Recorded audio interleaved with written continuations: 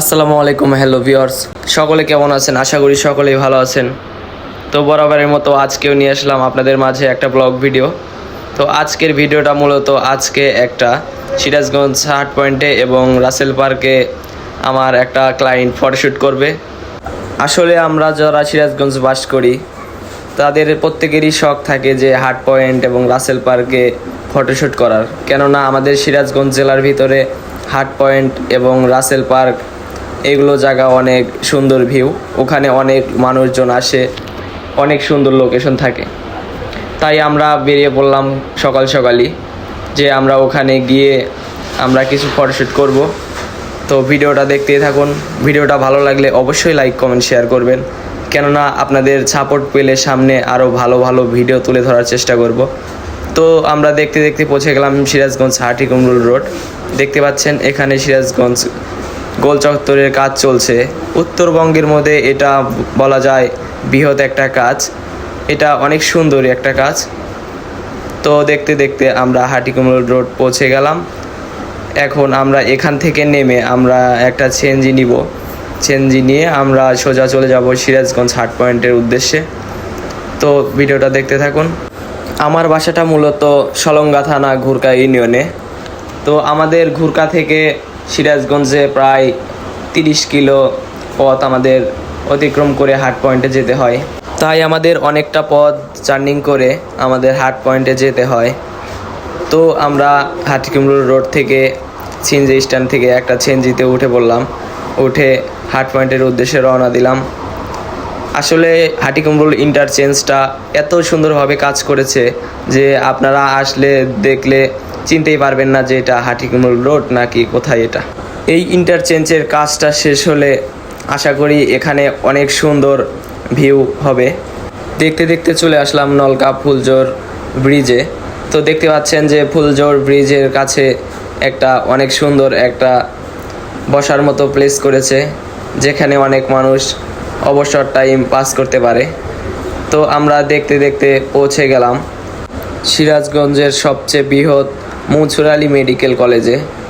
আসলে আমাদের সিরাজগঞ্জ জেলার এটা একটা গর্ব, কারণ প্রত্যেকটা জেলাতে একটা বড় বড় হসপিটাল থাকলে আসলে ওই জেলার মানুষের অনেক উপকার হয়। প্রকৃতির সৌন্দর্য উপভোগ করতে করতে আমরা চলে আসলাম সিরাজগঞ্জ বাজার স্টেশন। বাজার স্টেশনে নেমে দেখতে পারলাম মাসব্যাপী লোকজ সঙ্গীত উৎসব। আমরা আসলে কল্পনা করেছিলাম না যে আমরা সিরাজগঞ্জ এই মেলাটা দেখতে পারবো। আসলে কাজের ব্যস্ততার কারণে মেলাতে যাওয়া হয়নি।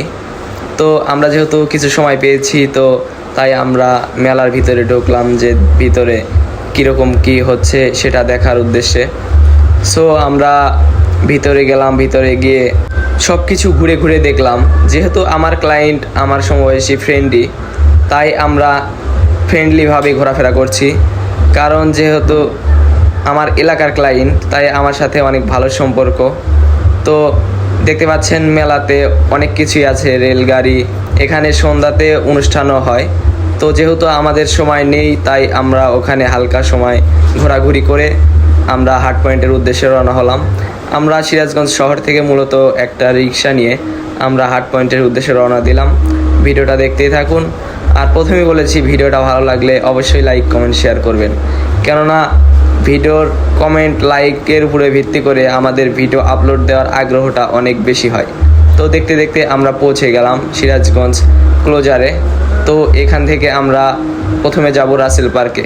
রাসেল পার্কে গিয়ে ওখানে কিছু ফটোশ্যুট করব। ফটোশ্যুট করে তারপরেই দেন আমরা হলো হাট পয়েন্টে যাব। তো এটা হলো আমাদের সিরাজগঞ্জ পৌর শিশু পার্কের গেট। তো এখান থেকে 50 টাকা টিকিট কিনে আমাদের ঢুকতে হবে রাসেল পার্কে। এই টিকিটের দাম আগে ছিল 30 টাকা, মূলত কিছুদিন আগের থেকে আপনার হলো 20 টাকা বাড়িয়েছে। তাই আমরা টিকিট কেটে আমরা প্রথমে ঢুকে পড়লাম রাসেল পার্কের ভিতরে। আসলে রাসেল পার্কের ভিতরে সৌন্দর্য ফুটিয়ে তোলার জন্য আসলে যেগুলো তৈরি করা হয়েছে এবং যেই গাছগুলো গাড়া হয়েছে আসলে অনেক প্রাকৃতিক সৌন্দর্য এরকম কিছু।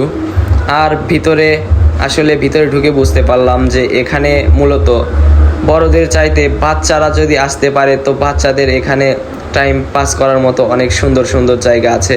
এটা দেখতে পাচ্ছেন একটা গাড়ি রাখা আছে, আবার দেখতে পাচ্ছেন অনেক বড় বড় দোলনা। তাই এক কথায় বলা যায় যে আপনার বাচ্চাকে নিয়ে যদি রাসেল পার্কে ঘুরতে আসেন তো আপনার বাচ্চার মনটাও অনেক ফ্রেশ হবে এবং ঘোরাঘুরি করে অনেক মজা পাবে। কেননা এখানে যা কিছুই আছে মূলত সব কিছুই বাচ্চাদের জন্যই তৈরি করা হয়েছে। আমরা যেহেতু অনেক পথ জার্নি করে এসেছি তাই আমাদের অনেক ক্লান্ত লাগছে, তাই আমরা এখান থেকে ঠান্ডা পানি খেয়ে তারপরে আমরা ফটোশ্যুট শুরু করব। তো ভিডিওটা দেখতেই থাকুন। এখানে দেখতে পাচ্ছেন রেল লাইন এবং একটা ট্রেন তৈরি করা হয়েছে, যেখানে বাচ্চারা চাইলে ট্রেনে উঠে এখানে ঘুরতে পারে। ভিডিওটা আসলে অনেক লং হয়ে গেল। আসলে আমি এত বড় ভিডিওটা তৈরি করতে চাইনি, কিন্তু রাসেল পার্কে ঢুকে ভিতরের দৃশ্যগুলো দেখে আমার মনে হলো যে ভিডিওটা করে আপনাদের মাঝে তুলে ধরি। কেননা অনেকের সময়ের ব্যস্ততার কারণে আমাদের এই সিরাজগঞ্জের কিছু ঐতিহাসিক স্থান বা সুন্দর কিছু স্থানে আমাদের আসা হয় না। তো আপনারা ভিডিওটা দেখে যেন বুঝতে পারেন আসলে আমাদের সিরাজগঞ্জ জেলাতে কি কি আছে, তাই আপনাদের মাঝে তুলে ধরা। তো আমরা রাসেল পার্কে ফটোশ্যুট শেষ করে আমরা সোজা চলে গেলাম সিরাজগঞ্জ হাট পয়েন্টে। তো দেখতে পাচ্ছেন আজকের ওয়েদারটা আসলে অনেক সুন্দর। এখানে একটা লাভ সিরাজগঞ্জ লেখা আছে, যেখানে মানুষের অনেক ভিড়।